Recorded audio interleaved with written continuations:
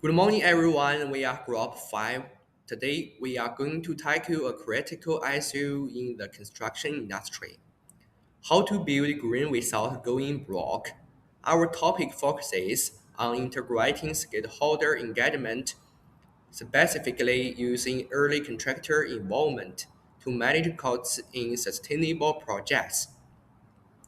Before we dive in, let me introduce our team. I'm Zhang Fengzheng, and I will be guiding you through the introduction and conclusion. We have a diverse team covering different aspects of this topic, from stakeholder engagement to financial management and design economics. Let's start with the context. We all know the industry is shifting towards sustainability, but there is a huge elephant in the room. The green premium. Also, green buildings save money in the long run. The high initial capital cost scores of many developers, they see the price tag, not potential value. This creates a conflict between doing what's good for the environment and what makes financial sense right now. So, why is the premium so high? It's not just about expensive materials.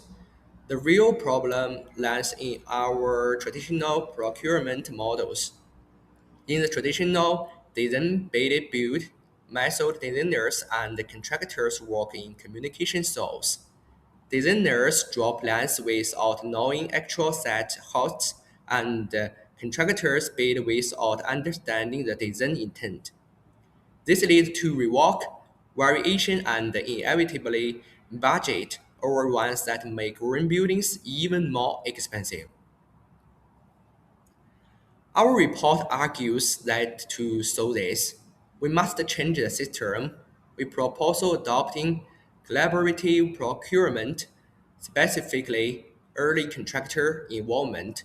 By bringing contractors in early, we can balance sustainable goals with cost efficiency. Now I will pass the floor to my team members to explain exactly how this works in terms of stakeholders, fantasy, and design. Hello everyone, I'm member 2. My name is Zhou Qisong. Following the introduction, I will focus on how we can solve the cost escalation problem through stakeholder engagement.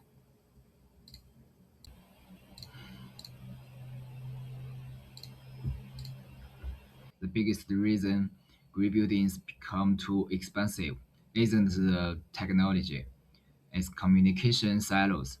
In a traditional way of building, designers work in a bubble. They often ignore site reality, like the cost of machinery or difficult terrain. On the other hand, the contractors, the people who actually know the real market prices, keep out of the room until it's too late. This gap leads to design flaws and major budget overruns.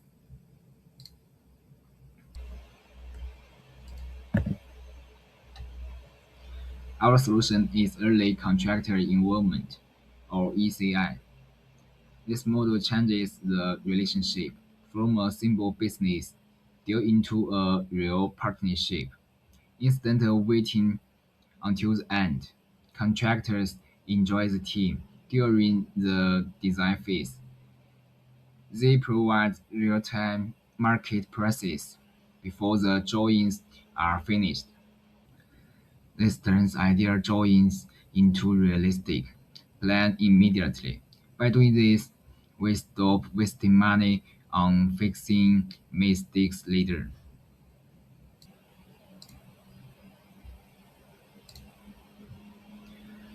Technically, ECI creates a feedback loop. Experienced contractors can warn us early if a green material is hard to find or if the price is jumping around. Because they are involved early, they can find cheaper or better alternatives before construction starts. This prevents the project from stopping halfway and protects as from budget explosion caused by materials shortage. Financially, we have two key findings. First, the great premium that extra cost for being eco-friendly is not lose money. It's an investment that pays for itself through much lower electricity and water bills later on. Second, we solve the risk problem. Usually, contractors add a huge extra fee called defensive pricing just to protect themselves from the unknown.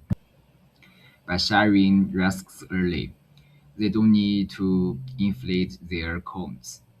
This makes this makes green technology much more affordable. In conclusion, sustainability is about how we work together, not just the technology we use. ECI proves that we should be partners, not opponents. By bringing the team together early, we can protect the planet without breaking the bank. Thank you. Well, hello, everyone. My name is Zhang Ying. My part is assessment costs and risk in sustainable buildings.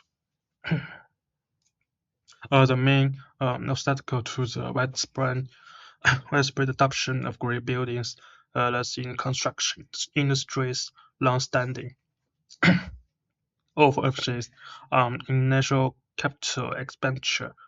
This one-side perspective amplifies the green primary in the self stakeholders, leading to sustainable projects being misjudged as financially unfeasible. However, objective economic assessments must be based on life cycle health, life cycle costs analysis, LCCA, which weighs health in natural investment against long operating expenses over decades to come. As shown in the LCC comparison curve, although the initial cost of great buildings is higher than that of traditional buildings in year zero, the cost slows down significantly over time. This is due to the high energy efficiency of great building operations and low maintenance requirements. In contrast, the operating costs of traditional buildings continue to rise over time. Uh, the intersection of the two curves marks the payback period, after which grey buildings will demonstrate a significant cost advantage. In the traditional model, clients are accustomed to shifting all risk to contractors. To protect themselves, contracts often include huge contingency buffers in the quotes. This artificially inflates the price of green building. The key, akin to cost reduction lies in shifting from risk transfer to proactive risk management. Its core principle is to allocate risk to the parts best able to control it. And in summary, is establishing the financial viability of sustainable building hinging on two key shifts. First, utilizing FCCA to shift the focus from minimizing construction budgets to optimizing the assessed life cycle value. Second, eliminating implicate premium arising from defenses pricing through risk allocation. This demonstrates the long-term economic value of green buildings.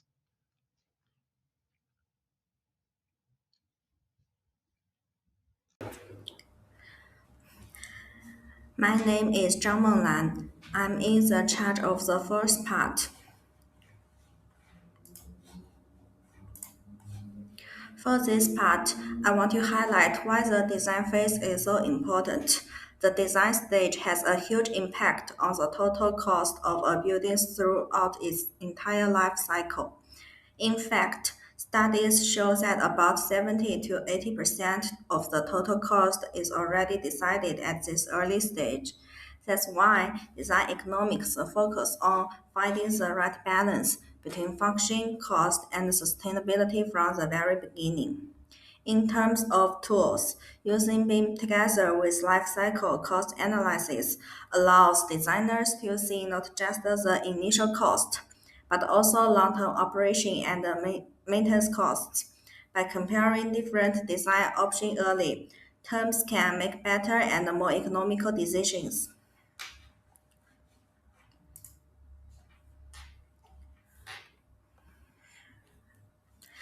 I'm focusing on value engineering and project delivery. Basically, value engineering is not just about cutting costs. It's about achieving all the required functions with the lowest life cycle cost. For green buildings, the design build model works really well because contractors are involved early. They can give practical input on construction, materials, and cost during the design stage. This kind of collaboration helps avoid unrealistic designs and reduce major changes later, which also means less waste and a better cost control. This slide looks at how we can save costs under green certificate system. A common misunderstanding is that certifications like LEED or BREEAM always increase cost, but that's not necessarily true. For example, using local materials that meet green standards can reduce transportation costs and also earn extra points. Another stage is keeping the structure simple. Avoid unnecessary large spans or complex this helps reduce materials use while still meeting safety and performance requirements. Cost savings comes from smart design decisions made early in the process.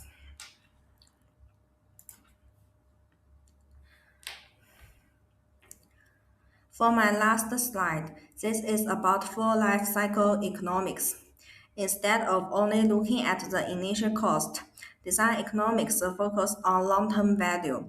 Some green strategies, like better insulation or natural ventilation, may cost a bit more at the beginning, but over time, they significantly reduce energy and maintenance costs. So green buildings don't have to be expensive. With value engineering and life cycle costing, we can control cost and still achieve sustainability goals.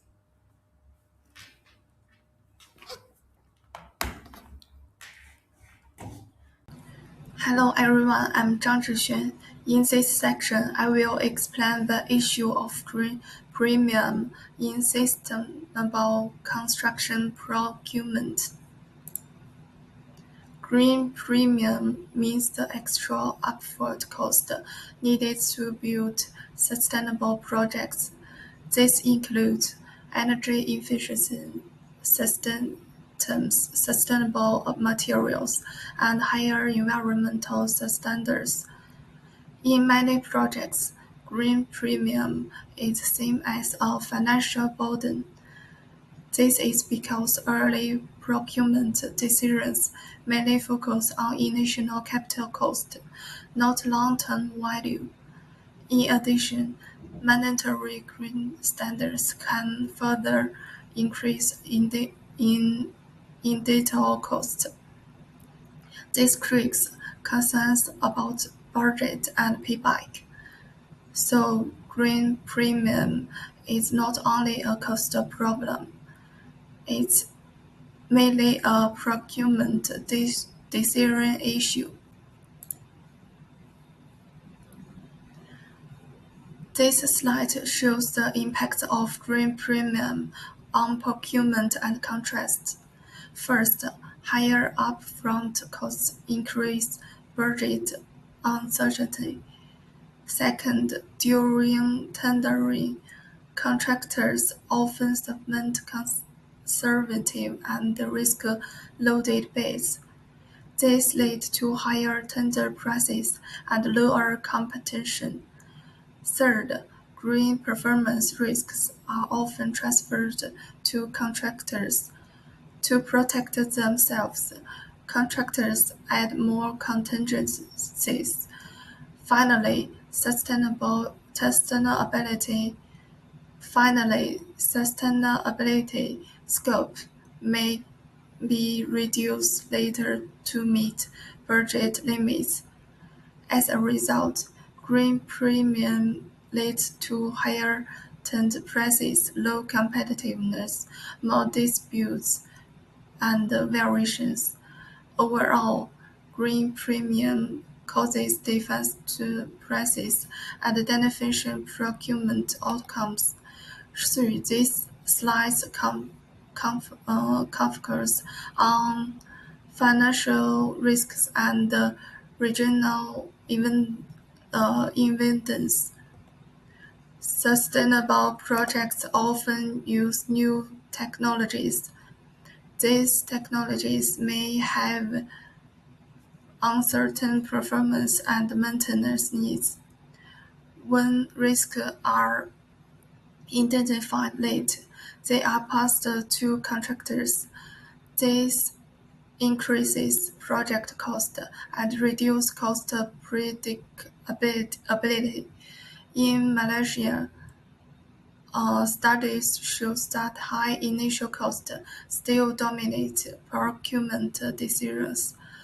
Many clients prefer short-term cost savings over long-term benefits. This shows that green premium remains a structural barrier.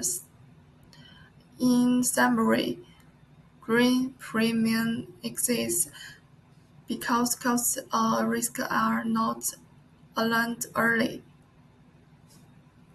Okay, that's all. Thank you. Hi everyone, my name is Zhang Xu and I am responsible for the recommendations section of our presentations. In my section, I will focus on practical and feasible solutions to address this issue. The first recommendation: in traditional contracts, contractors are often punished if sustainability and targets are not met, but they are rarely rewarded for achieving better environmental performance. However, research shows that when contracts include incentive clauses linked to environmental outcomes such as energy savings or emission reduction, contractors are more willing to explore innovative and sustainable solutions. This approach shifts the focus from short-term construction costs to long-term operational value and turns sustainability from a cost burden into a shared objective between clients and contractors. Second recommendation. The second recommendation is to promote modular and prefabricated construction in green building projects. Green buildings often involve specialized components, and when they are constructed on-site, they increase labor costs, waste, and schedule risks. Modular construction allows building components to be produced in controlled factory environments, which improves quality, reduces waste, and establish cost. Collaboration pricing in prefabricated green supply chains can significantly improve cost predictability and reduce contractor risk premiums. The second recommendation is traditional Traditional procurement often focus only on the initial construction cost, which makes green projects appear very expensive. However, studies show that when life cycle cost analysis and value energy are applied early, green buildings can achieve long-term operational savings that offset the high upfront investment. So this is the life cycle cost analysis and value energy. A recent study published in Discover Sustainability in 2025 confirms that combining life cycle cost analysis with value energy engineering helps balance environmental performance and economic feasibility across the whole project life cycle. To conclude, the green premium is not an avoidable barrier to sustainable construction. In short, solving the green premium problem requires procurement and contractual innovation rather than simple trying to minimize upfront costs. Let's welcome the next.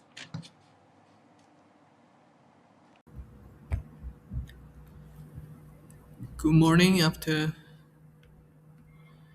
morning everyone. I'm Zhang Shuoten. Today I will focus on final part of our report section 7, lessons learned and reflections. My core conclusion is it is not just about money, it is about a mandate shift. As writing at the bottom of the screen, we must move from transactional to strategy. Okay, please look at the slide. Based on my reflections, I have summarized the three key takeaways. First, on the left, procurement as DNA. I used to say procurement as just buying things, but in section 7.1, I realized it defines the project's DNA, the communication sellers, and the real enemy, not just the material cost. So next in the middle, collaboration versus risk. As mentioned in section 7.2, the high green premium is driven by uncertainty. We must move from traditional risk transfer to risk sharing. And the next, future project management role. Finally, on the right, the future project management role as a future project managers we must look at beyond the sticker press. Choosing the right strategy is more important than just choosing cheaper material. Okay, so next slide. Moving to the next slide is future outlook. Okay, based on these reflections, I believe three trends will shape our future. Contract innovation. The first point is contract innovation. Contracts should not just be legal shields. As referenced in my reflections, we need to move from penalties to incentive to motivate contractor toward green outcome. Okay, the second point is LCCA and value engineering. We need to change how we calculate cost. We must optimize the total asset value, not just the initial cost. And the third point is collaborative procurement. We need early engagement to de-risk technology adoption. Okay, so in conclusion, I would like to end with my final thought from this section. Sustainable construction is not solely technology driven. It is structurally a question of procurement and the contracts.